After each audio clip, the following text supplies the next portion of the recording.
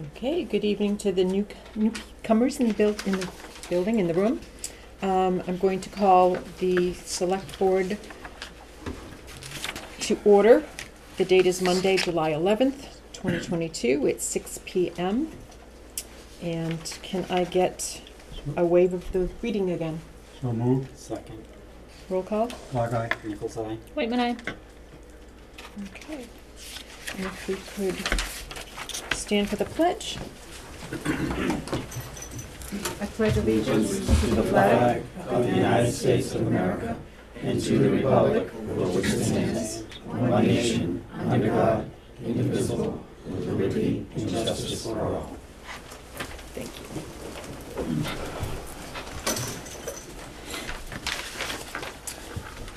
And the minutes on the treasury warrant and payroll. Okay. Motion to approve treasury warrant 22-W27 and warrant 23-1 and payroll 22-PW27 and payroll 23-PW1. A second? Whitman seconds. Clock eye. Nichols eye, excluding any COA wages. Whitman, aye. Benoit, aye. And can I just add, it's been nice having Jean send around the Yes. warrants weekly, or so appreciate that. Thank you, Gary, if you can pass along our appreciation. Thank you. Motion to approve the minute meetings of June 27th, 2022 as written. Whitman seconds. Roll call. Clock eye. Nichols abstains. Whitman, aye. And Benoit, aye.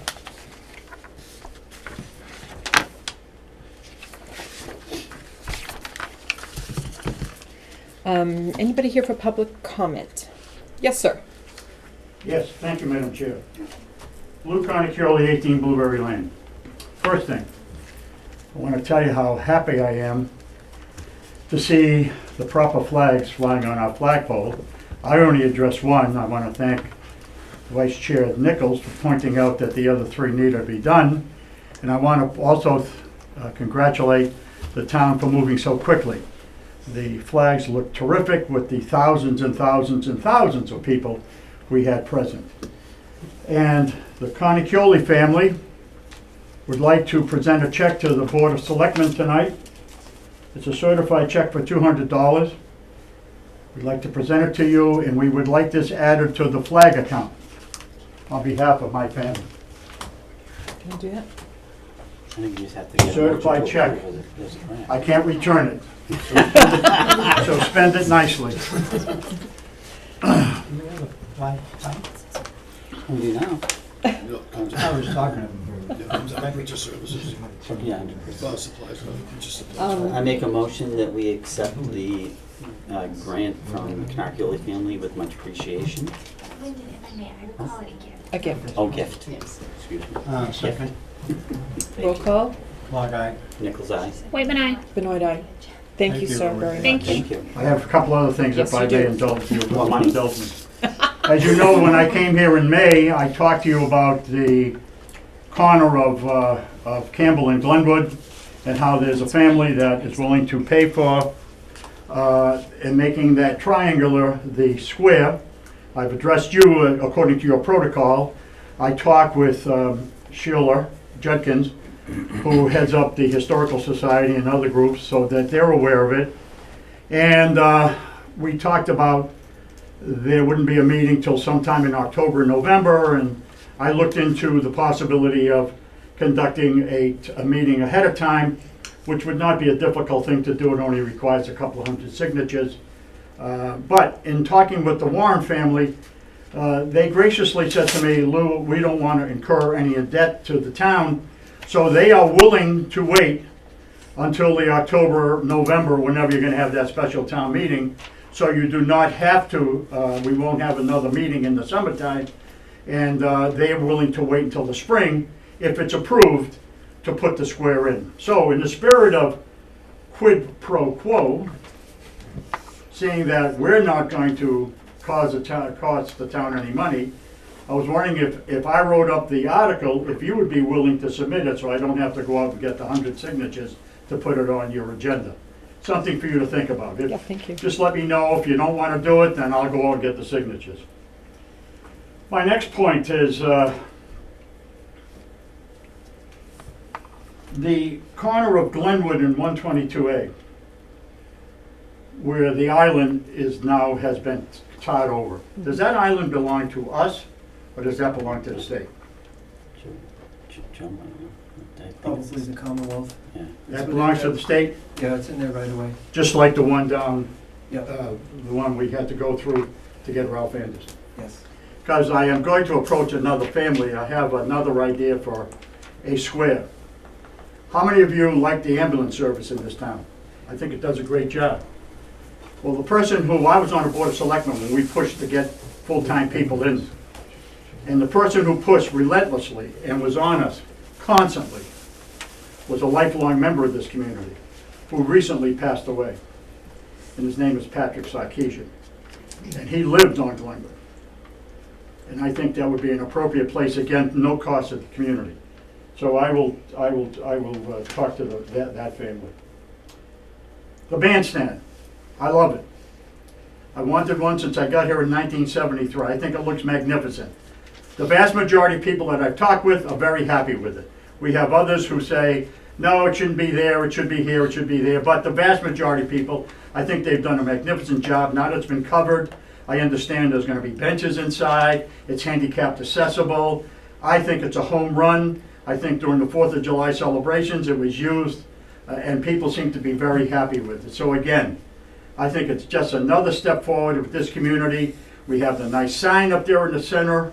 We have now the bandstand. We are moving into the 21st century, even though maybe some people don't want us to do it. We're moving in. Love it. And one last thing. One last thing. It's my understanding that all the boards on this community that are not elected are appointed by the Board of Selectmen. And it's my understanding from being a selectman that they come under the purview of the Board of Selectmen. So, from my understanding, when I was a selectman, we were the people who appointed, we were the people who reappointed, we were the board that did not appoint. And if there was an issue by a member of a board that we appointed that created some problem in the community, it was our duty to look into it, and it was our duty to come up with some sort of a resolution to the problem, whether it be disciplinary, whether it be reprimand, whatever. And I want to get a sense from you, 4 of you are here, if you believe the same way that we believed in the 9 years that I was on the board and how we ran things back then. Would you agree with what I just said in terms of what is the purview of the Board of Selectmen when it comes to appointed boards in this community? This is a public comment time. I don't think it's appropriate to be polling the board. Okay, what would be the appropriate venue? Tell me what it is and I'll make sure I do it right. I understand, and we've had the conversation, and I've suggested that you speak with the chairman of the board that it happened on, and then that chairman of the board could either reprimand or come to us. And it's similar to if you had a problem in a school as a teacher, you probably wouldn't or shouldn't go directly to the superintendent. You'd go to your principal, or if it was a department, you'd go to the department head, and you kind of work your way up the chain. I think that's a wholly different situation. I do not believe that the chair of any board, other than running the meeting and maybe making some inner committee assignments, has any power to fire anybody off a board, has any power to discipline anybody on the board, because that chairperson does not appoint the people to that board. That is solely the responsibility of the Board of Selectmen. So if you're the appointing authority, I taught government for 25 years at Wachusett. In my experience, that becomes the rule of the board. So just let me know what venue I could come back before you folks. Do I have to submit to your next meeting a discussion item and we can discuss it then? Is that the protocol? Because I will certainly do it. We could Because certainly entertain I would that. like to get your answer as to what you feel is the responsibility of the Board of Selectmen when it comes to other boards. Just, you can let me know, a simple phone call or an email, okay? Will do. And I'd Will be do. more than happy to address it the proper way that you think I should be addressed. Thank you, thank you. Anybody else for public comment tonight? Mr. Williams? Yes, Overlook Road down here. I just would like to thank, I had requested about a swamp being plugged, the drainage being plugged and all that, to thank Chris for doing it. And I appreciate it. It's nice and cleaned up now. And, We're still having trouble with the beaver. he's not gonna be the only one, but thank you for doing it. I appreciate it. And the last. It's better, but we're not out of the woods. Yes, true. And the last thing is, do you know anything about Dunkin' Donuts? Have they proceeded going back to either KP Law or I mean the town going back to KP Law or going to the Board of Appeals with the decision of the Board of Appeals way back when? You know, I think that happened, I apologize, I think it happened when I was away on vacation, so if anybody has an update, I forgot to get back to it. And I he's do, not, Richard, he's and- not sick, he just has laryngitis. I just want to make everybody comfortable here. Screaming again. I did put a call into ZBA, Yeah. Dick, and you and I had a conversation about this.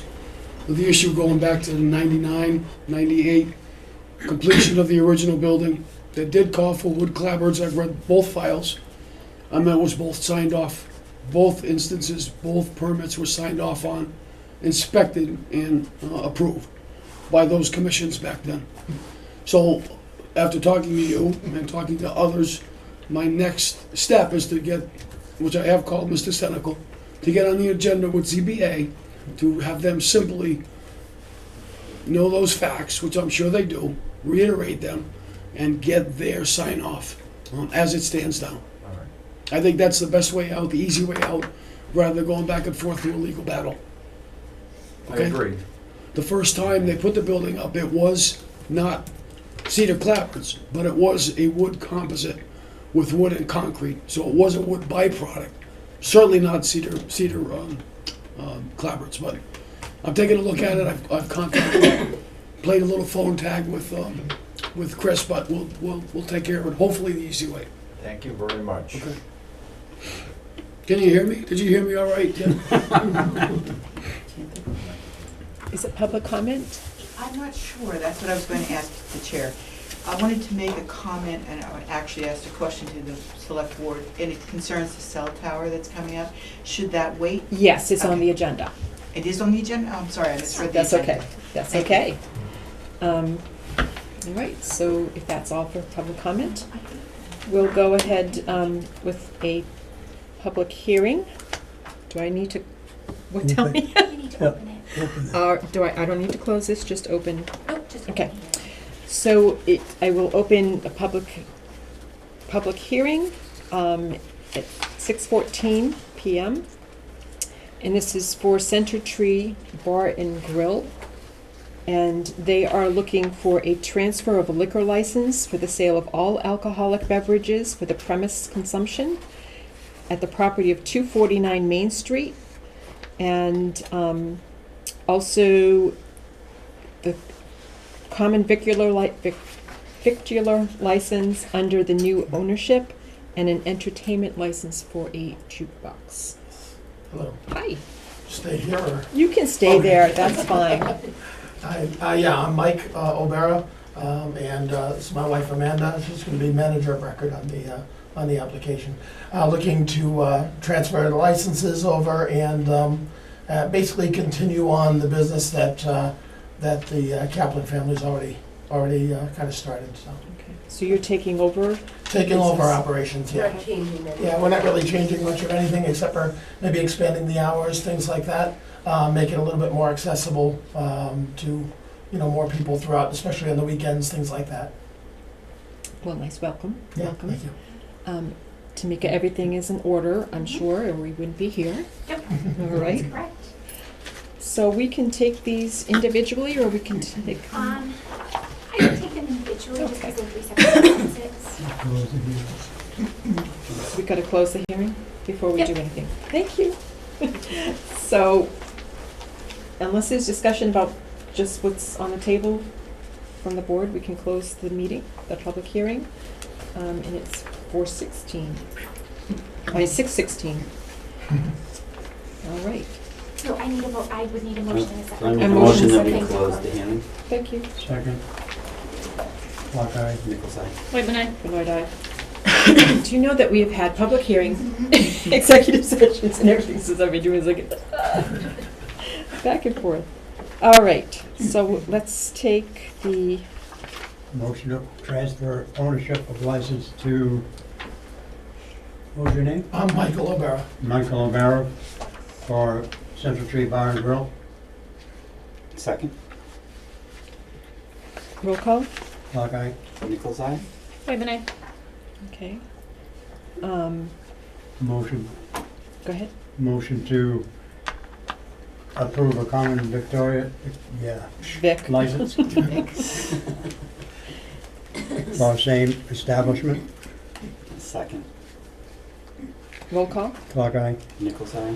Whitman, aye. Benoit, aye. And the jukebox. Motion to approve a entertainment license, one jukebox for Central Street Bar and Grill, 249 Main Street. Second? Second, I just have a quick question. Sure. So it talks about video arcades and pool tables, so are you adding other things on? No. Okay. We just wanted to be able to put in a jukebox for general use, Mhm. especially like on the weekends with expanded hours. Maybe that might be a nice thing to have. So that's all, just the jukebox. I think the application includes, So it because it's just- an it's just- entertainment just- app. That's Standard? the standard Yeah. application, yeah, those are the options we offer. So now I can't go play pool. I'm sorry. Don't excited. Second. Roll call. Clock eye. Nichols eye. Whitman, aye. Benoit, aye. Congratulations. Thank you. Mike. Thank Good you luck. very much, appreciate it. I'll bring my quarters. It's actually $5 now? Oh, God. It And I'll bring my wife. Excellent. All right, department head updates. Chief Monaco, you're first. Thank you. I'm gonna come up if you don't mind. Sit next to Becky. I just wanted to, I know it wasn't my turn to give a department update tonight, but I wanted to sneak in here because I'm here later anyways. Figure just give you an update on the 4th of July celebration. Everything went amazingly smooth from start to finish. Starting on the bonfire night and the road race, that everything happened at the Milk Room. I think one of the best ideas was to move that road race out of the center of town and kind of onto a back road. It required much less staff. There was a lot less traffic disruption, and it just went great. As far as the fireworks, I think we saw a record crowd for the fireworks. We're estimating it to be around 10,000 people that came into town, with possibly 12 to 15 grand total if you count all the neighborhoods and the people coming into the neighborhoods, all those hills that overlook the center of town, where those were all filled too. We had 0 major incidents, couple little things here and there, but no arrests, no disturbances, and it was probably the smoothest operation we've had with the largest amount of people. So I think it just went well. So, and then the parade also went well. Same thing. I think the crowds were a little lower for the parade, but overall it went very well. So that's all I have on that. Through the chair, I just want to thank the chief for the additional security. Thankfully, it wasn't needed, but that presence was nice, and I appreciate his forethought. Thank you. So, Yeah, a little extra security during the event. Some of it you could see, some of it you could not see, but it was there. And as you saw in recent events, I'm glad we had it, and that's exactly why we had it. And also, I'd like to publicly thank the Sheriff's Department, who provided a lot of assets to help us out, mobile command unit. What else did they have there? They had a prisoner transport van for us available during the fireworks in case we needed it, and thankfully we did not need it, so that was good. So yeah, everything went well. Flatbed in case you needed to tow something away. Yeah. And then the only other thing I wanted to update you on tonight is I'm losing another full-time police officer. to another higher paying department. So I just put together a little handout, if I can come up and distribute it.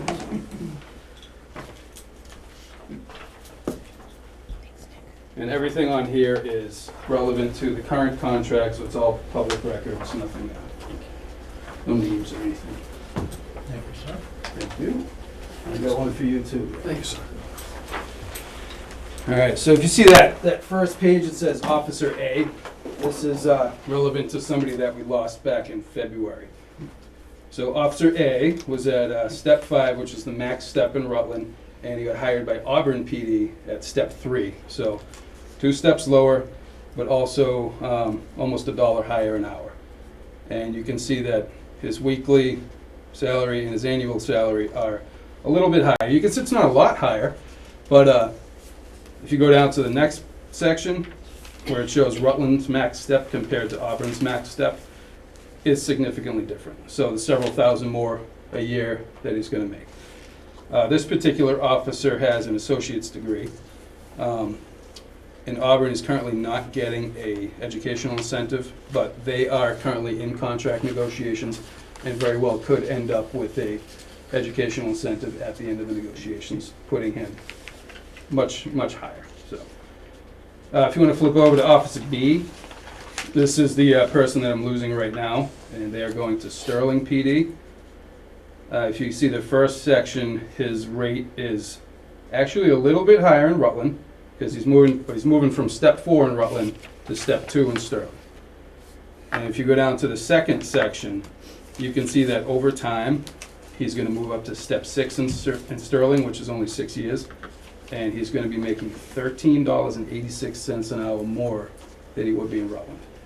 $554 more a week and $28,000 more a year as a patrolman in a town in the school district that has a population smaller than ours.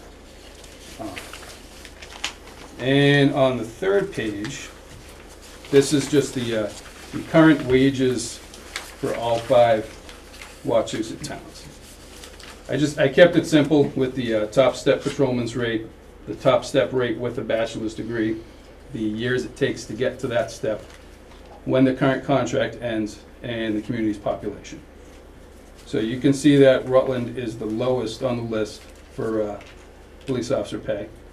And you can see that we also have the second highest population in the district. But we have the best chief. Yes. No offense, everybody. But the point is that only goes so far. And a great department with a great chief in a great town doesn't pay the bills. So I just wanted to throw this out there in public, not public comment, in open session, because I think it's important, I think it's relevant, because we're losing really good people that I'd like to get them to stick around. So. If I may, Yes. when I first, right before I was elected on the board, not that long ago, but Rutland had kind of been a stepping stone department. And I think there was, I don't want to say turmoil, but it definitely didn't have that sense of community that we have now. And I think we are quickly approaching that position again of becoming a stepping stone department. And it, for a town this size and given our demographics and some of the kind of unique pockets of population that we serve, I think it's very concerning to me that we are quickly moving towards that stepping stone again. I think we are losing very good officers and young officers who could provide a whole lot of institutional knowledge to, the department as they grow. So it's definitely a huge concern for me, and one I think we're going to have to really, when we start those budget conversations next month, really look at, because we know what's changing at the state level with the mandates and everything, and that's not going to help any of the causes either. So Since we're in public, in talking about what our positions are on this, my mantra since day one on the board has been, what is the cost of doing business? And that's how we can approach budgets and whatnot. I know that we receive a gift from Devereaux to the tune of about $45,000 every year. And I understand it's a nonprofit, but I'm wondering what the burden, the true burden is to the town of Rutland for the whole public safety Mhm. and anything else, the roads, everything and anything. Don't know if there's anything we can do about it, but I think armed with some real hard figures, and it's not even just monetary, there's the whole stress factor of, you know, I think the fire department sometimes just gets back and they're headed back out again. Mhm. And it's probably very similar to what the PD is doing. So what is the cost of doing business? And I would like to ask, I know it's work, but if there's anything that we could benefit as a town from doing that, again, I have no idea what it's gonna look like or what the outcome is. But From Devereaux. I think it's important for the town to know what the cost of doing business Yeah. on behalf of Devereaux is. Do we need to say they need their own security, they need their own fire department, they need their own police department? What do they need? Because if it's costing, if the burden is truly significant on us, I think that, you know, we could relieve some of whatever. I don't know what the story is. That I just want that picture for a little while, and I will ask. I can put something together. I would like it from the PD. I'll Mhm. ask Mike. I'll ask Seth, and Joe if you know whatever the roads or anything that's going to that. And I just, like I said, I can't imagine that the state would continually want us to be burdened without any. I see the look. Thank you. I appreciate it. He went like, yeah, right. But I actually did an analysis probably 4 years ago or so on their call volume, and its proportion to our total call volume, and it really only came out to 2%. But as time has gone on, that may have changed. So, but you're we can- 2% and somebody else is 2%, and we could be Right, up to right. So a significant. So. we can And again, revisit I hope it's not just an exercise in futility. Either it'll maybe make us feel better that it's not as much of a burden, Mhm. and we can say, okay, that's not the issue, or we can say it is, what can we do about it? Right, right. Understood. Okay? Sure. Okay, thank you. Yeah. Completely hear you, but we've got to figure out ways that we Right, can. no, and I mean, I hear that and I appreciate that, as well as knowing, you know, just looking at the numbers here, like we continually kind of stay not increasing historically to the rates that surrounding communities do, in salaries either. So we're just kind of always not even treading water. We're like drowning ourselves because it's. I specifically chose the 5 watches of towns on there solely because we continuously hear about the school district. But you can see that these other towns seem to be still handling it. They also have different revenue streams I than know, we do. I understand, So I understand. it is not exactly apples to apples. Right, but I mean, So looking at Paxton and Princeton with populations less than half of ours, mhm, with 0 commercial base in those towns. yeah, It's, yeah. No. they're still doing it, so. Completely Do hear you, you. through the chair, so do you know like the size of their different departments? I mean, are they much smaller and they pay more, or, I mean, because that talks about the whole budget for the cameras. I don't have the numbers off the top of my head, but I can tell you that Sterling and Paxton are probably similar size to us. Okay. Princeton is smaller, Holden is larger. And that's the other thing, I think, this is an ongoing conversation for all of our departments, as far as staffing levels and everything, but as the town continues to grow, we not only need to match salaries, but also look at employing more people and more police officers and more fire EMT, and, you know, Becky needs help, and, you know, town government needs people to serve the population, so it's not falling on deaf ears. I know. Okay. Thank you. Anybody else? Did you have anything? No, that's it. Okay. that's it. But And if I, Nick, thanks for everything that you guys did for the 4th of July and that whole weekend, because I know my kids enjoyed seeing everybody out and about and, you know, all the officers and everything, and it was a great presence, and I know it was a lot of time and effort and back-end coordination, so thank you. thank you. And It's actually also very fun for us. We enjoy it. It's one of the few times a year we can really get out and see so many people, and yeah. you know, everybody, all the night shift people are out in the middle of the street having a good time with everybody. So And I know Sounds even good. some of the part-time officers or the overtime duty officers were like not Rutland officers, but are Rutland residents and are happy to be Right, out and providing service because it's a fun night and they get to interact with people and stuff. So, thank you, and for the coordination with the sheriff's office and everything also. thanks. Thank you. You're welcome. Yes, Rebecca Tuttle. That's me. That's you. All right, so update from the treasurer collector's office. Our FY23 real estate bills were sent out at the beginning of July, and inside there, we sent about 5,000 bills. First quarter's due August 1st, the second quarter's due November 1st, and both those coupons are in the billing.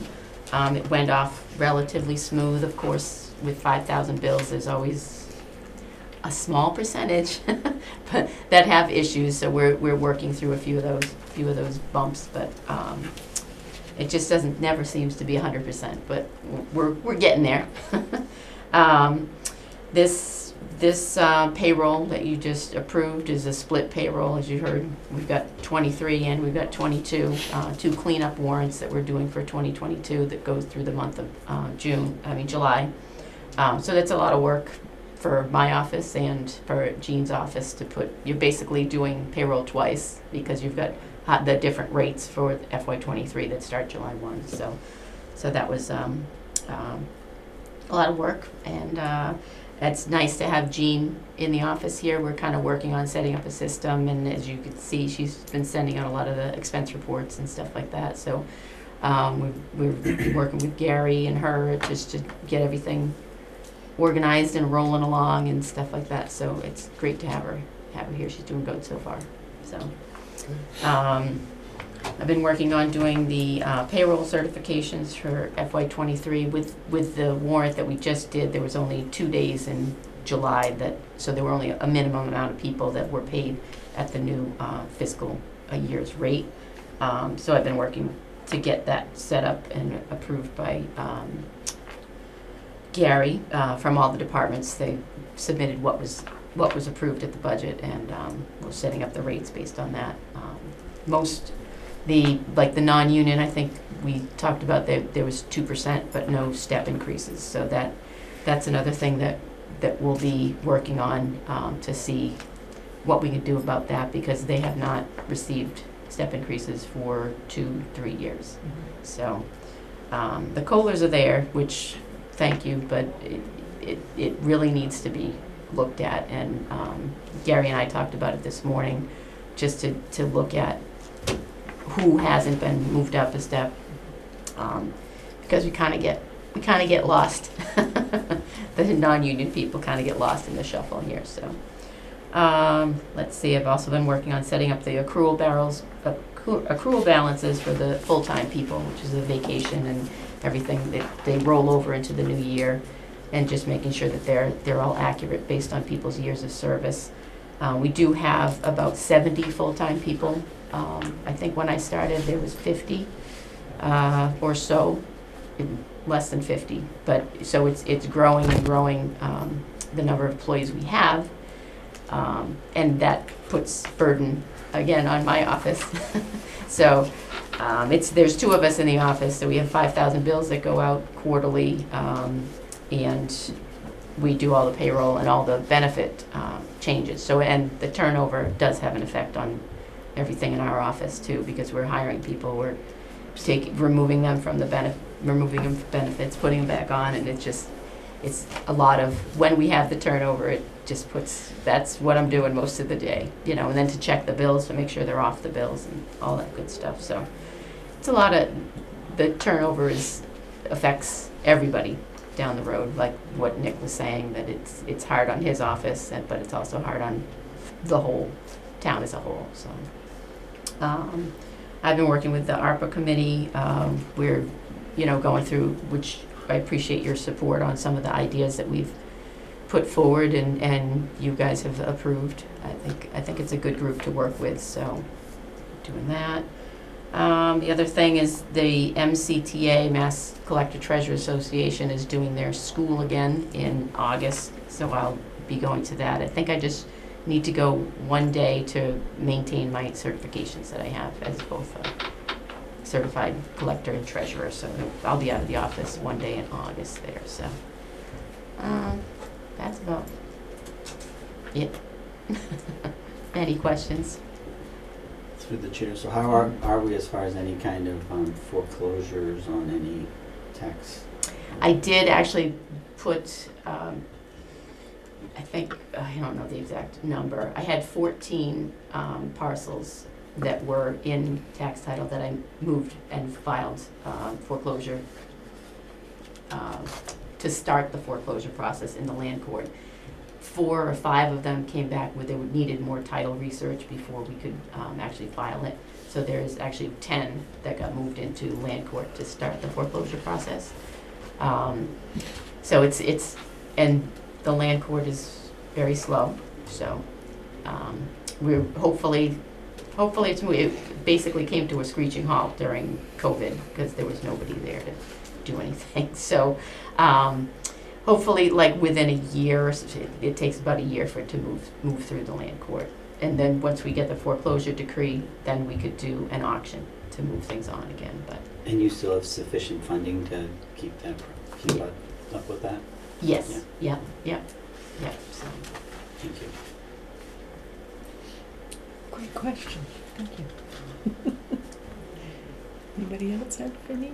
If I may, I just want to thank you, Becky, because I know, like you just highlighted, your office also is kind of stretched thin. And I know going through the budget season and everything, there was a lot with benefits and everything, and then the turnover in town and everything. And, you highlighted 5,000 tax bills going out. When you started, it was 7, we're up about 20 full-time employees over the course of, how long have you been here? 5, 6 years. Yeah. And the town population has grown a lot also. So, it's growing pains that we need to try to, get a management on. So, thank you. All right. Well, thank you. Thank you. Always a pleasure. Thank you.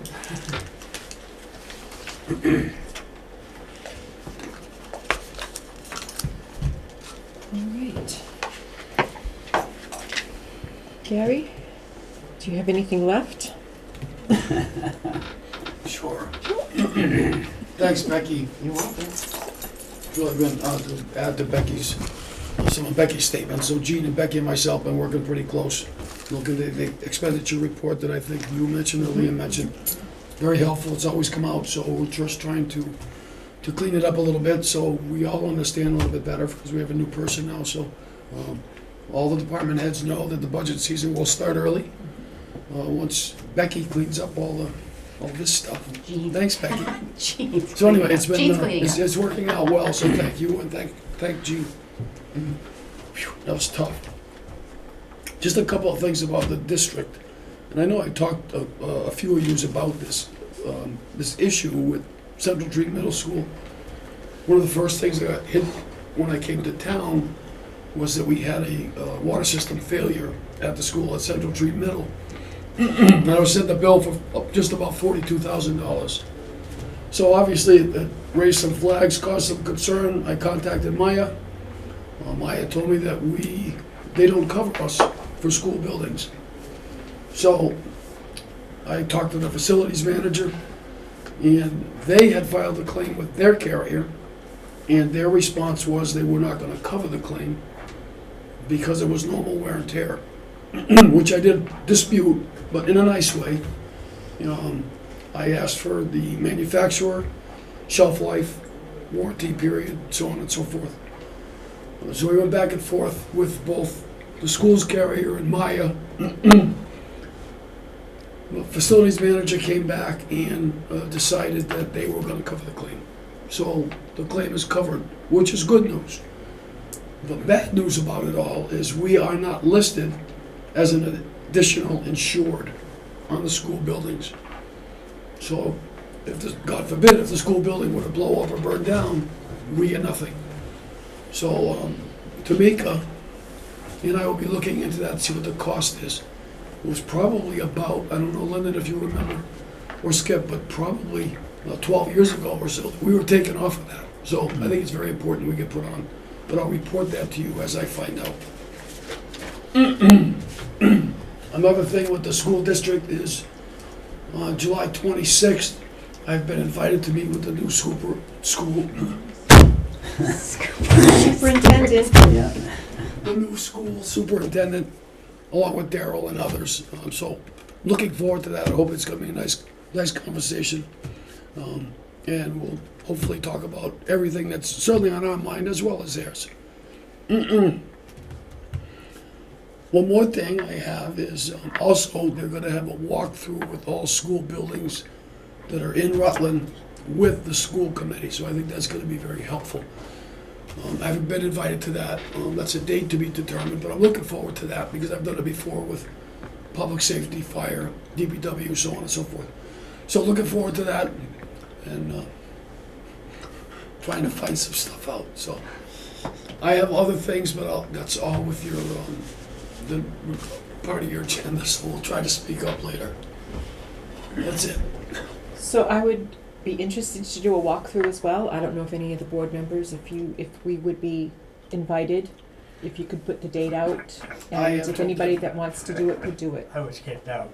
You were kicked out. Yes. For good reason. I was gonna reach out, so. But is there anybody from CIPC that may want to attend, since they do a lot of the capital improvements? So if you can think of anybody that sit on any boards that may have a deciding interest Okay. in anything. I will do that. I don't think it would hurt if they don't mind us Okay, great. tagging along, Works for me. as long as we promise to be quiet, maybe. Huh? I don't know what happened, but- When you see something wrong with the building, you say something, and they say, no, that's not, that's not your problem.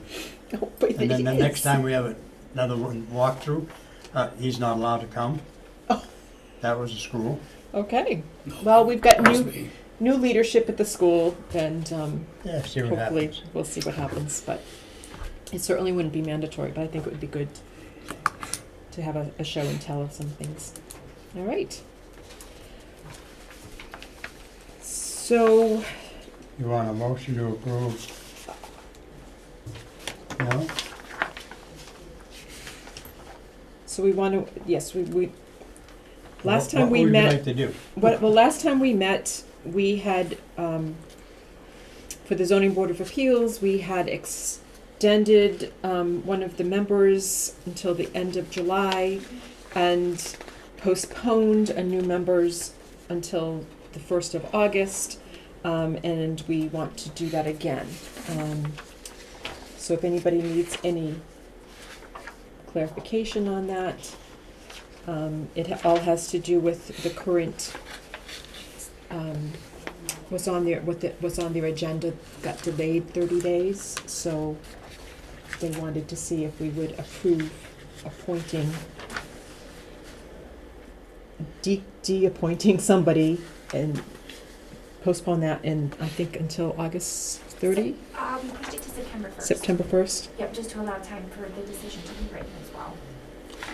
So, sorry, if I understand correctly, this is for the zoning board of appeals appointments that we did last time, and we essentially are just looking to extend Again. from the July 31st date, that arrangement to September 1st. Yes, Correct. because the next hearing was continued to August 3rd, Right. so we had to make sure that we could push it out enough. And so Right. Rick requested September 1st just to allow time, because he'll probably be the one that ends up writing the decision. Right. So he wanted to just cover his bases, and then at that point, Jacob Morris would then fill his full-time seat. Right. But this avoids them having, him having to resign and Jake having to come forward again. So this is just extending what you guys already approved Right. at the last meeting. Okay. Thank you. So if I have a motion and a second, then we can have a discussion, or we can and/or we can just do it. A motion to extend ZBA appointments for Rick Charette and Jacob Morris to September 1st, 2022. Second? Roll call, Clock eye. Nichols eye? Wait, when Benoit aye, and I took it out of order, but ZBA is also looking to have an alternate member with an expiration of the appointment 2024. Elliot Butch Nadeau. So moved. Second. But through the chair, just a question. Yeah, So discussion. do we, so we get recommendations from the chair, or does the whole committee make the So at recommendation? the meeting last week, the board voted to nominate Butch to this position. Oh, so it was a board decision? It was a board Okay. decision, yep, and then this board was in receipt of Butch's interest and the chair's recommendation. Okay. I just wanted to make sure it was discussed. Yes, Thank yep, the you. board did Yep. vote it last week, and this is a vacant alternate seat that already exists, that's not being held by anybody. Thank you. this isn't to this, but to Lyndon's point in our discussion, or Lou's comment earlier, I know we have policies for appointments and everything to boards and commissions, but maybe if Tamika, Gary don't mind sending it around again, just so we can look at it and review it and see, what's there and compare it to the Selectmen's Handbook and everything, and see if any updates need to be done or whatever. But, yeah. Good idea, thank you. All right, Clock eye. Nichols eye. Whitman, aye. Benoit aye. And thank you, because I know that especially ZBA tends to be a thankless job, and they get some of the things nobody else wants to touch. So, thanks for him stepping up. Okay, and another appointment is KP Law. This is for a year or hourly to hourly? It's for the year. Yeah, so usually town council is appointed on a yearly basis. So through the chair, do we ever even look at other? Well, I think that's something that we Agencies or wanted to just- do, and now because we didn't get it done, we need to make sure that we have somebody on call. And if we want to look at another, we can do a 6 month. We do annual appointments, but if you think you could make a decision, or the board can make a decision in 6 months, sure. 6 I'll make the months. motion to appoint. Do you KP think that Law. that's, I'm sorry, before? So it's my understanding that when Mike Nicholson was here, he had put out, I don't know if you call it an RFP, but something similar for outside firms to come in. And they did get a letter of interest from one firm, but it still ended up going with KP, and I'm not sure how that transpired. But Gary, I don't want to speak on your behalf, but Gary did speak to KP last week, and we do not have a contract with them for a set amount of time. This is strictly just the town appointing them on an annual basis, and then they happen to increase their rates as of this past May. But that's the only communication we've had as far as that goes. So if we thought we wanted to do an RFP, could we do a 6 month appointment to the best of your knowledge? Or does it I need to don't be see any annual? reason why it has to be 1 year. I think it's at the board's I discretion. would think so. Yes. We have a couple of active projects that are going to be critical, namely the 56 job, and we have to go from Maine to the subdivisions Vista and Grinnell. That lawyer is a KP lawyer. You're going to probably have that person tied up for at least 8 months to a year. Plus we have pending union litigation that KP is currently working on as well. So I would give some thought to a year, and then in that time frame develop an RFP. But again, it's your call. I think, if I may, looking at the treasury warrant and everything, I was really kind of surprised at how little of the legal budget was actually expended. I think it was only spent by about 65%. And given the pushback that we would get a lot of times when we wanted to seek legal, that there wasn't funding there for that, I feel like that's part of the reason I'm glad to see these runs consistently, that we have time to look at them, because we had money there that we could have spent and maybe had better conversations with legal and utilized them more efficiently. So I don't know how much of some of the frustrations that I think we sense are strictly on the KP side versus also the town's handling of some things also. So given to Director Buckley's comments and just knowing some of the other projects that are kind of ongoing, I'm hesitant to kind of do just a six months, and think, realistically do it a year, and then if we want to establish an RFP process, do that. It doesn't feel as rushed as what it would if we were doing a 6 month and then trying to get potentially a new firm on with everything else going on and everything. So that's, I would be more inclined to stick with the year appointment, and know that we need to be more mindful of what the legal budget is and where it's standing. And if we need to go to town meeting or whatever and ask for more money because we have projects that genuinely warrant that we use it, but that we clearly weren't using it to the total capacity that I feel we should have. So, Well, to Leah's point, we've experienced a lot of frustration with communication with KP and not sure where it's come from. We don't know the root of it. Right, through the chair. And yet, that's my concern, is that there's been some delays in a lot of the responses and getting information back. So that's my concern, is that somebody has a conversation with them to find out why certain things, weren't responded to a little bit more timely. You spoke with them last week. I don't want to know what you spoke about necessarily, because I don't know if it's, that's a conversation that you had. You're not bound by the board for that. If you feel good about the conversation and we can do a year, I'd say go ahead. My issue would be any appointment, because we don't have a contract. We don't have an agreement.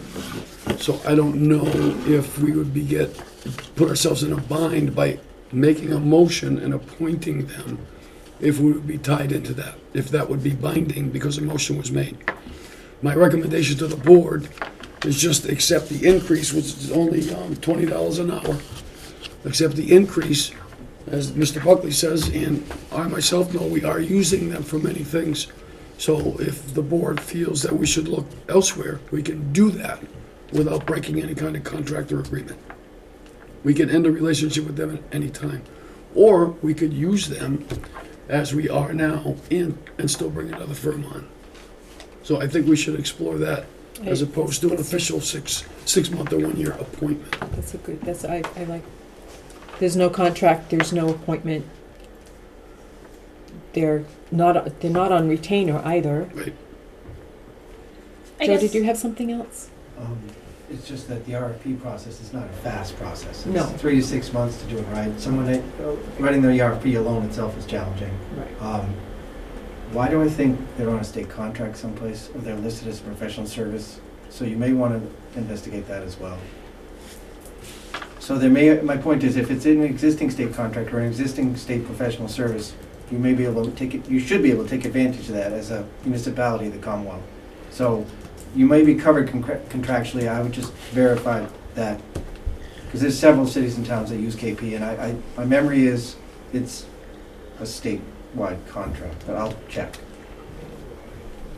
And I guess one of my questions is, if we Makes sense to you, right? don't appoint, I fear then the potential of a whole lot of boards and commissions going rogue and obtaining own counsel, which may or may not. They can't do that without coming to the select Well, board. they do it. So, But fair warning, if you do it without the select board's approval or the TA's approval, you may be footing the bill, because. But that's one of, I think if it's done as like a consultant because it's a specialized thing or whatever, that's but if we don't have an appointed town council, then that basically opens it up to, I feel like it could very easily go to a free-for-all. And I don't know if we haven't appointed KP, then we fall off their priority list because we're not one of their contracted, and I'm not sure, not necessarily contracted, but close working with? Are we just using them more as an advisory kind of role? And then do we lose? So, So, if I'm hearing, unless I'm hearing Gary wrong, we don't have a contract with them anyway. We haven't had for years. Well, Joe is, Not a contract. something's tingling in his brain that says that we may have an unspoken, You may be able to manipulate Contract. the existing state contracts. So someone has to just verify if that's the Yeah. case. I can't do it on a phone. Sorry. Peter Crane, Nate's Way, it is a duty of the select board to annually appoint town council. If you don't appoint one, you don't have one, irrespective of contracts. If you don't have town council, who do you go to with legal questions? Who does anyone in any town board go to with questions about the law or application of it? So through the chair, I didn't think we were considering not appointing one. I thought we were considering the term and whether we would look later on for other councils. So we were talking about appointing them for the period of time or not, where we're discussing that probably doing it for the years would be appropriate because there's no obligation for us to, right, continue after that.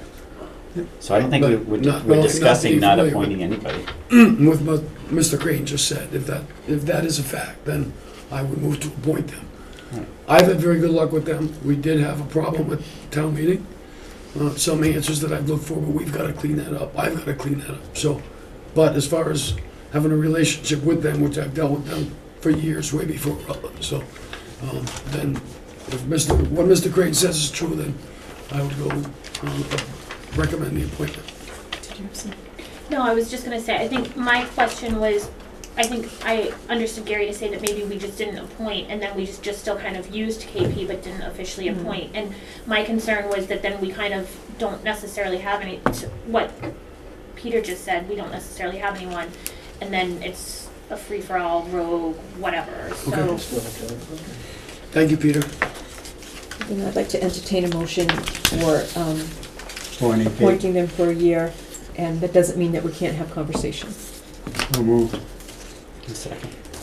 Roll call? Clock eye. Nichols eye. Wait a minute. Benoit, aye. Thank you all for the discussion. That's good. And sorry, Gary, the rates increased by about $20 an hour. Is that, and does FinCom know also about the rate? Because I knew, just from when I stopped in the office the other day, I knew that the rates had increased, but I didn't know by how much or anything. We do not know. Okay. You know now. Could you send a letter But to through us, the please? chair, like, we didn't use the funds this past year, right? Yes. So Right. we probably won't have to adjust anything, we'll just have to be, Right, but I just, but to my comment earlier, we didn't use the funds, and I felt like in some cases, we could have used them to get more clear answers or spent the time to better understand something. So I don't, There's a whole fee structure depending on who they're doing work for. So please send that to the finance. All right. Can I ask the board if they have any issues with moving new business item 68 to now? I don't know, I think. is that the DPW The union DPW contract? union contract. Mr. Buckley is here on his vacation, and if we can let him out early. No problem whatsoever. Let's do it, get it over with. Second? Anybody? Wait 1 second. Roll call? Clock eye. Nichols eye. Wait a minute. Benoit, aye. Thank you. All right, Gary, so- do they have to re-sign that, or is it all set? Excuse me? Do they have to re-sign the contract, or is it all set? They're Yes. just- Should be. It's in the folder for re-signature. Okay, and make sure they sign the right side? You sign all that stuff? Yeah, because the union already signed their side. They sign the right side. Let's find the DPW contract. You got the union contract in there. It's in the back. Is that one? This is this one. That's a signature page. The rest of the contract is right here. Is that the one that's clipped? Also, was one edit. One word. Yeah, I was doing the one for. They had put in sewer worker under one of the positions, job titles, and it should have read, quite simply, building maintenance worker. So I have it highlighted here, it's on page 8, Article 8. That's the only edit. They've already signed, you've already approved the contract, so we just need that copy signed, so it's all official. Right? So I think the motion is to accept the edits as And described re-sign. and then re-sign. So moved. So, second. Roll call. Huh? I thought that was just to But take I it out thought of we were order. accepting the edit. We No, can't- the edit to Edit? the contract is what we just made a motion on. What did you guys vote on just before? I think To it was take to out- just, yeah, take it out. Take it out of Oh, I order. missed that. Procedural. Yeah. Oh, take it out of I thought order. it was just super easy. We're all done. Where'd you go? But I don't know if we actually ever need a motion to take it out of order. Usually need a motion if you're adding something to it, and Okay. it's not within 48 hours, right? Thank you, Joe. Thanks, Joe. Enjoy the rest of Have your a nice vacation. trip. All right, so now we have some transfer requests, end of year requests for reconciliation. We don't have a clerk to read, so can I get somebody else to? I'll make a motion to transfer Yeah. $538.10 from account number 001-129-5200-000, Town Administrator Purchase Services, to account number 001-156-5200-000, AT&T/Verizon All Department Purchase Services. The account for town town phones exceeded what was budgeted, and so there's currently a negative balance.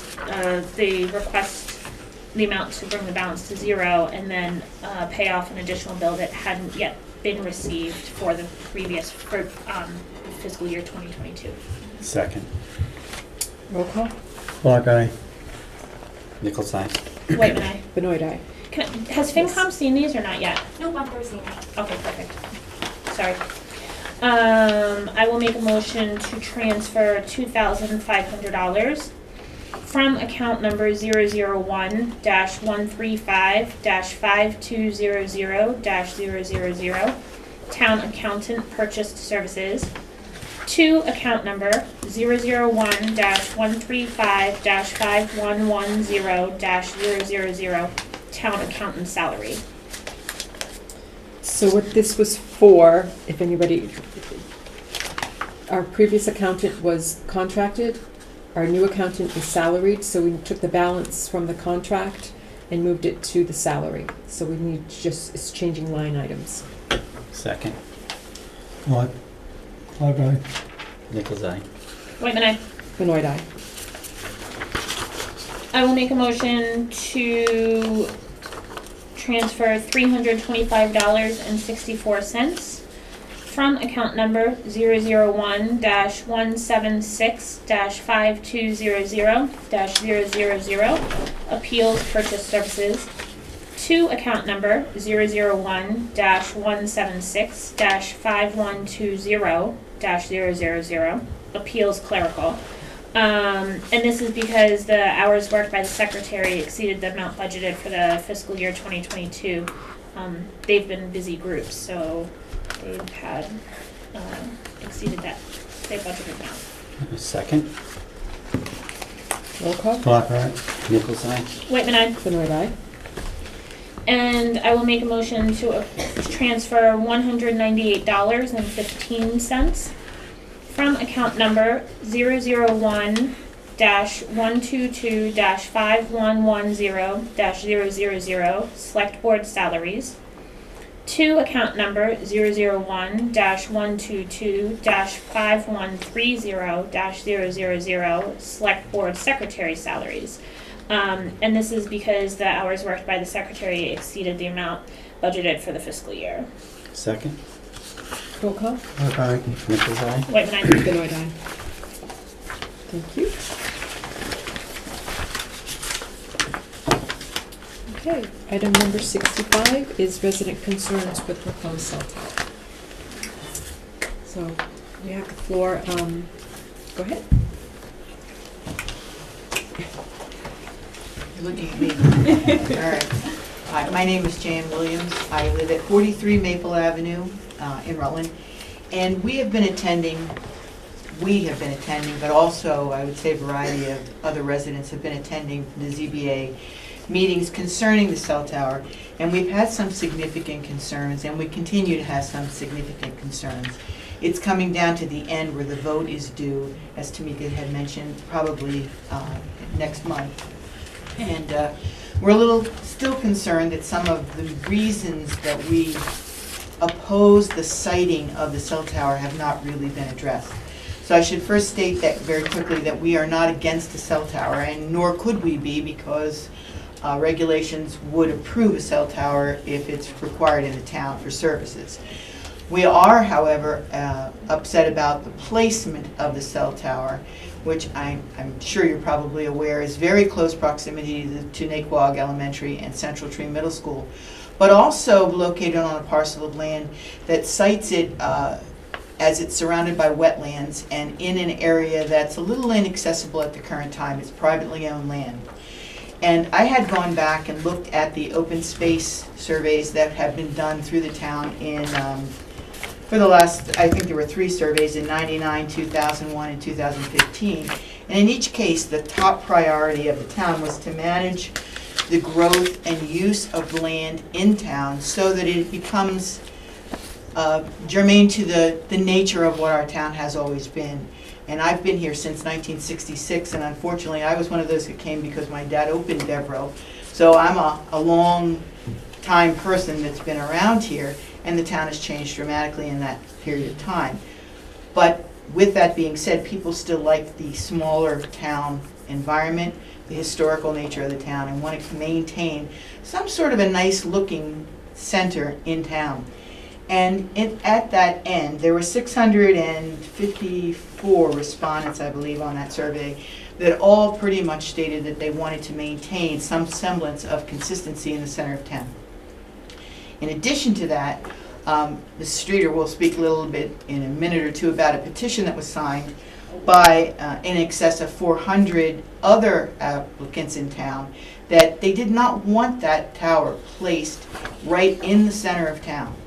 Now, certain tests were done, balloon tests were done by the Blue Skies organization, but if you will look at those tests, I'm not sure if you have access to all of that, I'm sure you do through past meetings, but it's being manipulated quite significantly to favor that siting of the tower. For example, if you looked at where Custom Fabrications building is, which is just, I'm not sure the exact address, it's just a little bit further down towards Bill's Garage on Maple Avenue. They took a picture straight at that, and you could clearly see the balloon at that location. Then they moved down to the end of, right in front of Bill's Garage, and took another picture looking directly at Bill's Garage. And of course said, well, you can't see the balloon, because the balloon should have been faced this way to take the picture. So we really feel as though there's been a strong manipulation of our town in this regard. And also with that said, there have been alternate sites that have been suggested by a consultant that was hired by the committee, the ZBA, at the expense of AT&T and Blue Skies. And there were other sites that were possible locations which actually were on town property, which could have benefited the town financially rather than the individual leasee. So we just wanted to say that I know the select board gives the ZBA the authority to make these decisions. However, it does say in here that the select board has the right to oversee anything that has consequential value to the town and the whole environment and culture of the town. So we would like to have you just look at this before the decision is made, because once the decision is made, you can't go back. Once trees are cut down and a pad of cement is put in and a bridge is over the wetlands, you can't go back and restore the land that is there. Also, with that being said, you also only have 168 feet setback on the school side, which is 50, as you well know, 56 yards. So we're talking half a football field away from the school. We don't believe that's an appropriate location for the cell tower. They use the 5G argument that it is to provide better services. 5G services do not need to be on a cell tower that's either 120 or 140 feet high. They can be put on your lampposts. They don't need that tower for that, and we're concerned because it is becoming an obsolete technology. And we just really appreciate it if the select board would look at this a little bit closely before it comes up to vote by the ZBA. Okay. Hi, my name is David Gold. I live at 4 Phillips Road, and I'm an abutter to the proposed site, which is at 12 Phillips Road. And I just wanted to express my frustration with the ZBA's outright dismissal of a very key portion of a report prepared by an expert that Jan mentioned, who's hired by the town to review the 12 Phillips Road and AT&T proposal. And in their proposal and in testimony, AT&T's attorney stated that the 12 Phillips Road site is the one and only site available in the town that would enable AT&T to expand its coverage. They provided 11 alternate sites that they detailed they had taken a look at, and all those 11 other sites were found by the applicants to be inadequate locations for a purpose of improving cell phone service. I think that proof was very, or their evidence is very insubstantial. And in his report, the expert, his name is David Maxon, states that this report of theirs, assertion of the only possible site for a cell tower, is certainly an issue to be raised with the applicant. And Mr. Maxon invited the ZBA to suggest any alternate sites that they might know of, because the town, people know the town better than anybody else, certainly at AT&T or Blue Sky Tower. And a board member suggested that they look, that he take a look at the water tanks located off of Wheeler Street, which is a side street off of Glenwood Avenue. And these water tanks sit on a parcel of 135 acres. It's owned by the town. And in his testimony at the hearing on June 16th, Mr. Maxon stated that this site, as well as another site at the Haynes Farm across from 20 Glenwood Road, would likely provide a substantial coverage footprint in the center of town, as he quoted. And that is the area we're talking about, just this simple central area of Rutland, which is what they're trying to improve the service on. And Mr. Maxon stated that although this tower, water tank site, is 1 mile from town center, because of its elevation, it's the highest point in Rutland, it would address the underserved areas around it and would probably light up the top of the town.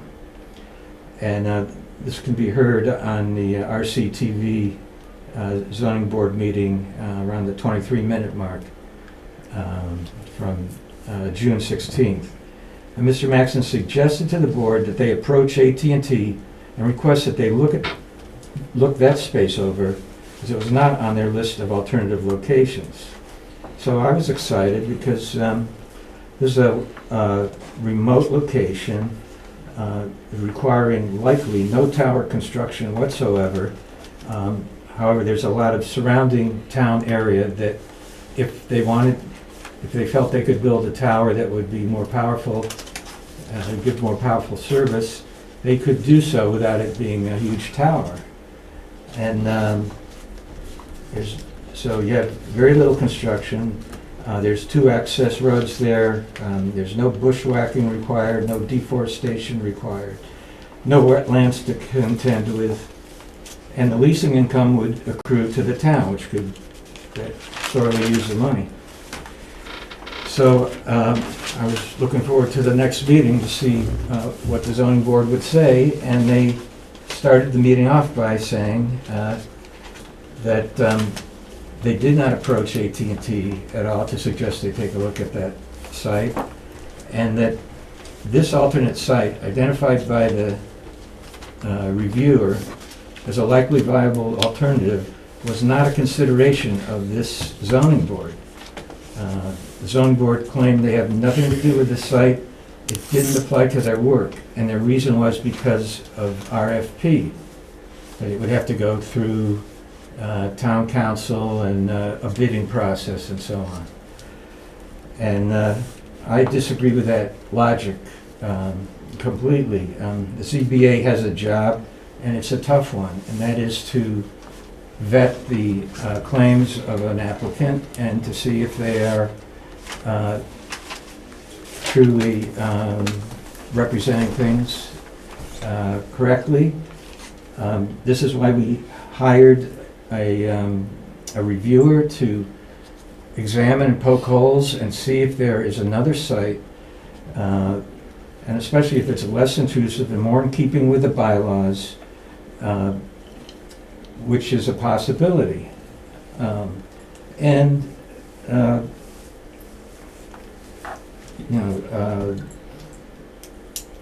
If it takes more time because of town-related red tape and whatnot, I mean, this tower is going to be raised up for the next 30 years. And after a period of time, the tower can be actually extended without any town oversight, thanks to a federal law. So this is like a staging area that can morph into something larger, and then other carriers, because there's more and more carriers out there now that want to get on, and then they can complain that they're not being allowed enough service. So it's really, in my thinking, a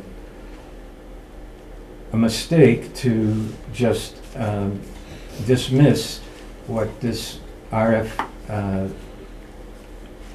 expert was hired to do, which is find other possibilities. They still have to be a viable alternative that will help this, help the town have good cell service, and so I think they're making a big mistake with their actions. Thank you.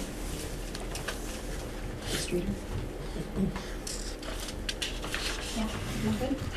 Carolyn Streeter, 11 Meadowbrook Circle. So Jan mentioned that some of us have circulated a petition, and so we've collected 446 signatures, as she mentioned, on that petition. And I would like to say too, I mean, I think that's a very strong petition, but I think what makes it stronger is that in 8 months of hearings, I've been to every single hearing, not one resident has spoken in favor of this tower. 0. Many have spoken in opposition to it, and 446 have signed a petition opposing it. At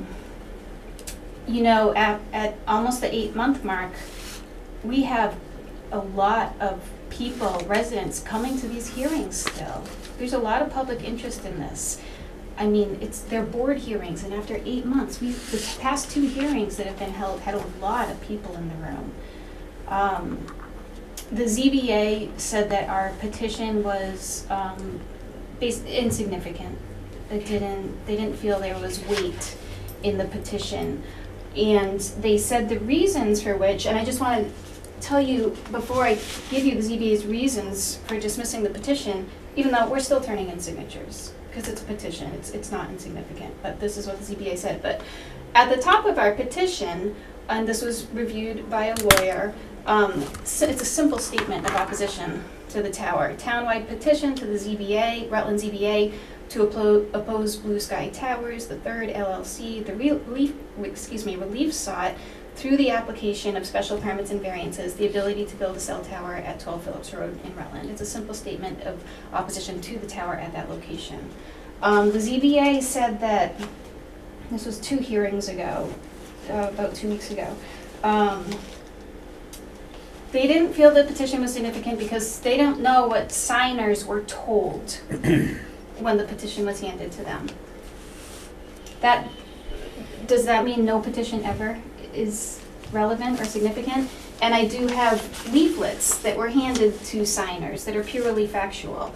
The facts of the matter speak for themselves. We don't have to embellish. And the information given has been purely factual. It was surmised by a ZBA board member that people would probably cross their names off the list of the petition if they really knew what the cell tower topic was about, if they really had the details. That's just an ungrounded assumption. And the other reason given for considering the petition insignificant was that residents from all over town signed it. The cell tower would be in the center of town where it affects all residents, and it would be next to 2 schools. So I think it's significant that residents from all over town signed it. So that's a bit about the petition. It also says on page 10 of the zoning bylaws, under the residence district, which is where this tower would be erected, that no structure shall be erected, altered, or used, and no premises or land shall be used, except for one or more of the following uses, of which cell tower is not listed, provided that the use is not injurious, noxious, offensive, or harmful to the health of the neighborhood. And I think the petition shows that 446 people find the cell tower offensive in some way. I want to say too that as many aspects of this tower that affect the whole town because of the location of it, I want to bring up one that affects me because I think it's very pertinent. I've told the ZBA back in the November 1st hearing, November 23rd I believe, and in this most recent hearing that I'm in a butter at 11 Meadowbrook Circle. I share a property line with this woodlot. Part of the woodlot is on my property. I have a serious groundwater issue. I've been in my house for 13 years. 10 years, not a sign of a groundwater issue. You know, there's one spot in the yard where there's some sedge growing, so I knew it was wetter than other spots, but it was never, it's a spot I walk all the time, it was never squishy underfoot. 2-3 years ago, my property started flooding like Dickens. In some winter storms, the water's coming up through the floor drains in my basement with such force that it's bubbling up several inches like a spring, like a little geyser. And I'm so glad I have to run 2 pumps, hoses out the door to get that water out of my basement, and 1 pump wouldn't do it. This winter, February, I want to say late January through early March, I didn't have a sump pump in yet. I was trying to solve the problem without a sump pump, but that wasn't possible. So I had a pump sitting just outside my foundation, just outside my basement door, just about this far below grade, below the top of the concrete pad where I walk into my basement. That pump ran 5-6 weeks straight. Some days I had it on a timer where it ran for an hour, was off for an hour, but a lot of days it ran 24/7. If it malfunctioned because it was a wonky setup, my basement flooded, just like that. It's a serious groundwater issue. I need to build boardwalks to get across my backyard at this point. And my first 10 years in the house, no problem. Like, there was not a sign of a problem. What has changed? There's been no development or grade change around my house. The water table has risen. So this area, and my elevation is on par with the 12 Phillips Road. My house would be 300 yards from the cell tower. My property line much closer. The access road to the cell tower is 800 feet long through an existing woodlot. So 800 feet long and 30 feet wide. And I'm pretty sure I'm reading the plans on that correctly, and I have the picture on my phone that shows on the plans 3 parallel dashed yellow lines. One is a 20-foot wide access easement, and then a 10-foot wide utility easement for the utility poles next to it. So I think I understand correctly, a 30-foot wide, 800-foot long road through this woodlot that's wet. That's a lot of mature trees coming out of there. Where the construction activity would take place is where the white pines exist in the woodlot. I've been in forestry for 12 years, so I just noticed this stuff. A lot of big white pines coming out. The rest of the woodlot, from where I can see it on my vantage points, it's 4-inch and 5-inch and 6-inch red maples, and they're about 50 feet tall, 50-something feet tall. So, you know, I'm so concerned that we don't know that the water table isn't still rising, that this environment has changed dramatically in the past 2-3 years. So I'm thinking to myself, all this loam comes out of that woodlot and replaced with gravel, which doesn't hold nearly as much water as loam, right? All these mature trees come out. What if that's gonna be bad enough for my groundwater issue? Now, what if the water table keeps rising? Climate trends show we're gonna have wetter seasons and more extreme precipitation events, right? So what if those effects compound? And what's gonna happen to my property? It's gonna be a major issue, for one thing, property devaluation of my property. Which brings me to another point. We've tried to help the ZBA make a reasonable decision by handing them lots of information over the past 8 months. Some of the information I've handed them has been studies that show property devaluation for houses in proximity to cell towers. Some of that came from the Department of Housing and Urban Development's website. Some of that came from a 2018 study conducted that showed houses within 0.44 miles were depreciated by 2.47 to 9.78%, right? The ZBA, this chairman stated that he doesn't think property devaluation is an issue here. But didn't provide hard evidence to back that statement up. He did ask the RF engineer, he asked the radio frequency engineer if he thought property devaluation was an issue with cell towers. The RF engineer is an RF engineer, he's not a real estate expert. So I've expressed to the town that I don't know where they're coming up with this idea that property devaluation is not an issue. So I just want to say also quickly, it was dismissed that our lawyer, the neighbors have hired a lawyer, he wrote a letter on May 17th suggesting that because this issue is so complex, technologically for one thing, environmentally complex, that the ZBA consults a lawyer versed in telecom law. The RF engineer also suggested the same thing. The ZBA has not done that. We've submitted info from Paxton. Paxton was in a very similar situation in 2014. Their ZBA and an RF engineer suggested AT&T look at their water tank site. Very similar situation.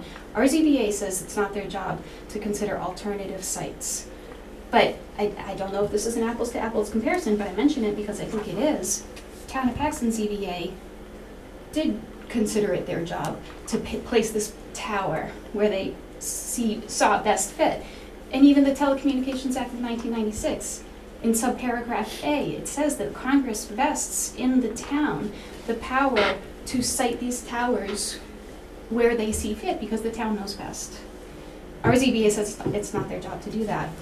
I also sent them info from Auburn because Auburn, I think, savvily used their lawyer in the water district in Auburn, negotiated a deal with AT&T where AT&T is going to build, the site lease agreement has been signed, I sent it to the ZBA so they could show they could see what it looked like. I know they don't do the RFP, you do that, but I sent them the RFP so they could see what it looked like. Auburn is leasing land to AT&T to build a water tower on their water tank property because it's at a high elevation. And so I wanted our ZBA to see how the town could benefit from this with revenue. But Chairman held that paperwork up 2 weeks ago and said, we have some information here from Ms. Streeter, Town of Auburn, that's irrelevant. So where the water tower would be going now, 12 Phillips Road, on a topographical map, the topo line runs right through where the tower would stand, and it's 1,132 feet. Our water tank property has 66 acres from 1,132 feet to 1,268 feet. But there's potentially a lot of options up there for where the tower could go and where it could operate better than at 1,132 feet at 12 Phillips Road. So there's 66 acres up there from 1,132 to 1,268. There's 28 acres higher than that, at 1,181 to 1,268. 15 acres at 1,230 to 1,268, really high. And then if you put a 100-foot tower on top of that, or maybe you only need a 40-foot tower at that point, then you're at 1,300 feet in elevation or more. Anyways, I know I'm so sorry I'm talking so long. I just want to say one more thing about the tree cover, because the last couple of hearings, there's been a lot of focus on the tree cover. The ZBA has acknowledged that it's very, very important to maintain trees around this tower. AT&T says the trees are 65 feet tall, plus or minus. We shouldn't be taking any information from AT&T because they're the ones going to make a bunch of money off of this. Again, observing those trees, measuring those trees with the old loggers trick, which I've done multiple times now, they're 50-something feet tall. They're red maples, 4 and 5 and 6 inches in diameter. They're not big trees. There are some white pine in there, 65 feet tall. Those are on the drier grounds where the construction activities taking place. They're coming out, a lot of them, not all of them. But it's going to be left with smallish red maples, or moderately sized red maples, and some big white pines peppered in there. So you're looking at an existing tree canopy of 50-something feet tall and a tower at 120 to 140 feet tall.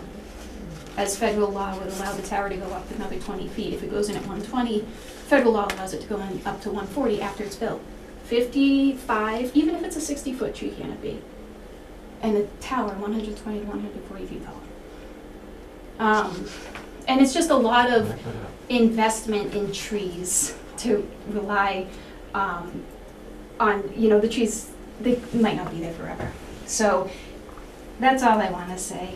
But thank you so much for listening. I know I talked a long time, but I appreciate it. I thank you, and the reason I've attended a few of these meetings, and this is me being transparent, and I've saw frustration on what I think has been a lot of invested research and time and effort.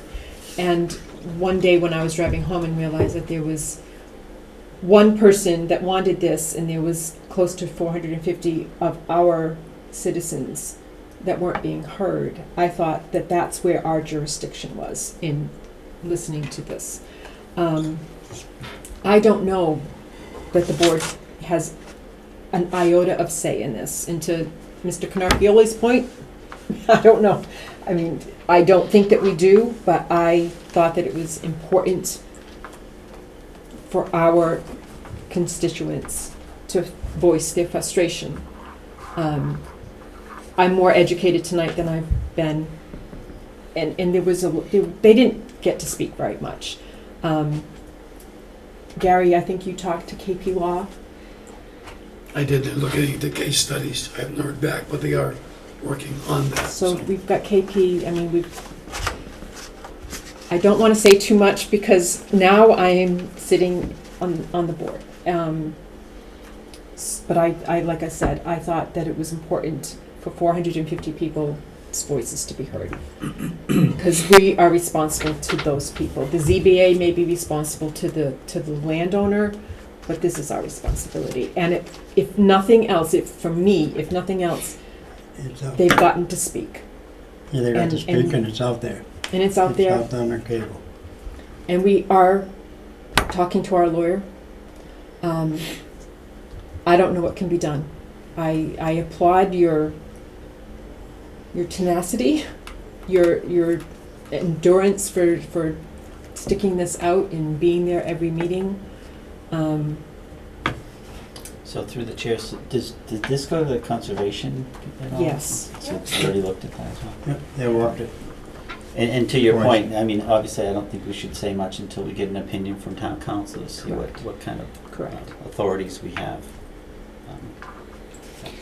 If I may, Please. thank you for coming out and spending time with us. I try to stay caught up, not necessarily on all the meetings, but watching them after they've happened and everything, keep a pulse on what's been happening and everything. For anything on town property, we do need to send out an RFP, so that would have to happen. I think there had been some conversation, and I don't know the history, that the water tower had been looked at years ago, when the tower on 68, I think, went in, and for, I don't know, all the host of reasons, it was deemed not a viable option. I don't necessarily want to exclude that entirely, just as a point of information that I've been trying to kind of find out a little bit of the history there. But I wonder if it would be worthwhile, because I also want to be mindful that we have a process in place and we need to be careful of not overstepping our bounds with ZBA, and they are attorneys, but not all of them are land attorneys. Is it worthwhile having a conversation with ZBA, Select Board and ZBA to kind of, I don't know. it'd be an open meeting, I'm willing to do that. I mean, we'd have to have an agenda and. Right. But if the board has a conversation, if the select board has a conversation that, you know, we acknowledge the work that they've been doing and everything, and we also have, you know, 400, 500 residents who we answer to, expressing concerns, and what is the process, what are the implications on all sides, because they know legally a lot better than I do currently as to what potentially could be fallouts on all sides of the issue. And so I just hate to kind of come across as like an authoritarian ruler, and I would rather try to have some conversation and with some weight behind the residents' concerns.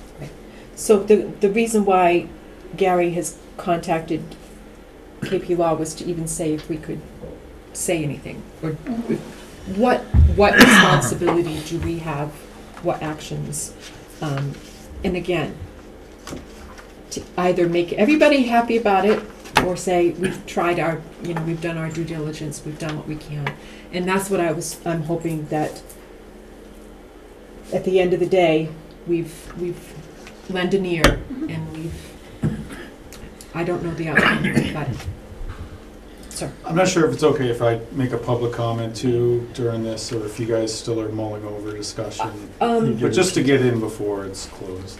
Yeah, I mean, it's nothing, I don't know what more, you know, if you had something very divergent from what they've had to say.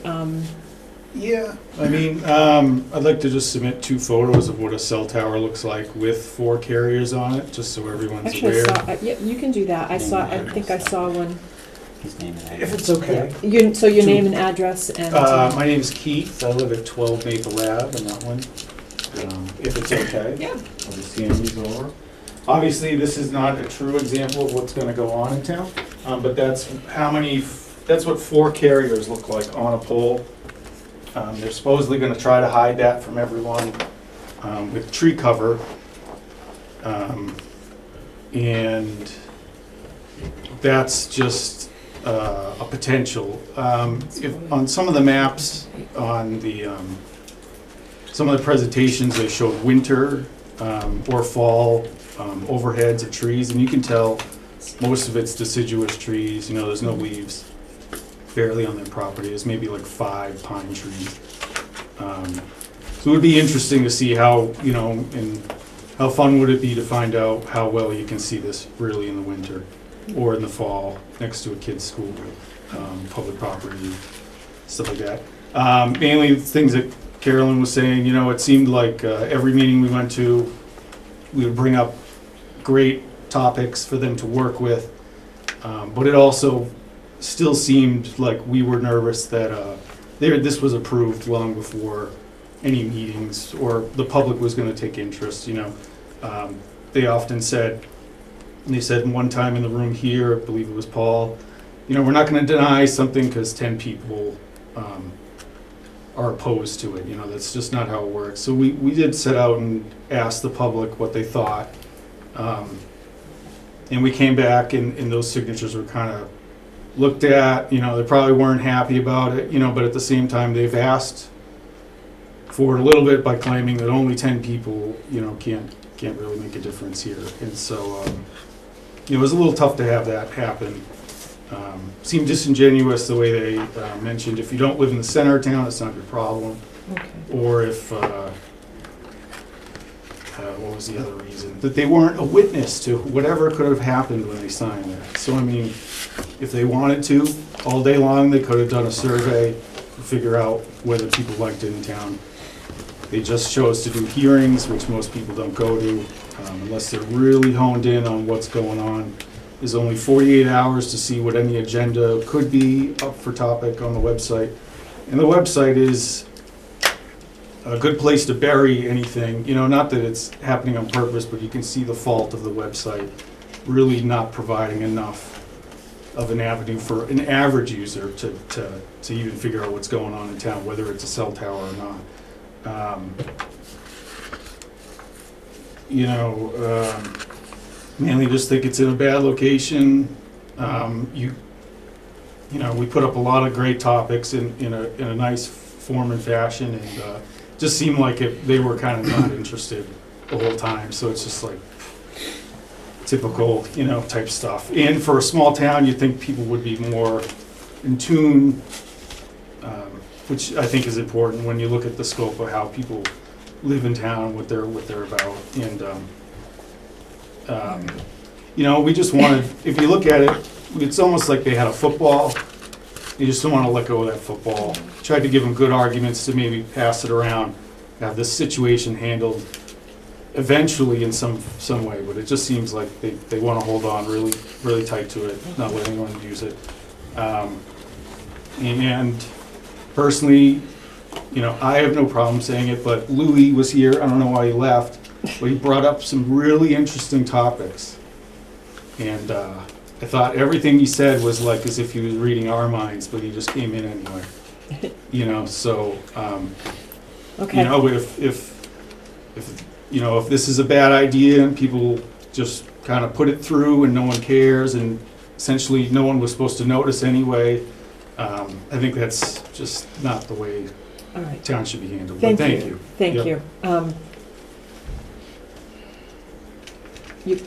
I don't want to say you've been heard because that sounds demeaning. Yeah, But, no, that's I appreciate your time coming. We're gonna look into it. And like I said, Thank you. I felt strongly that 400 people, 450 people warranted some time anyway. And we're still in the process. Keep in touch and we'll figure out next steps. All right? Thank you so much. Thank you for All right, listening. thank you to Appreciate the it. board for humoring. The next is remote meeting policy. So I may, I was gonna say, so Tamika had sent the town a few years ago had adopted a remote meeting participation, I think in 2012 actually.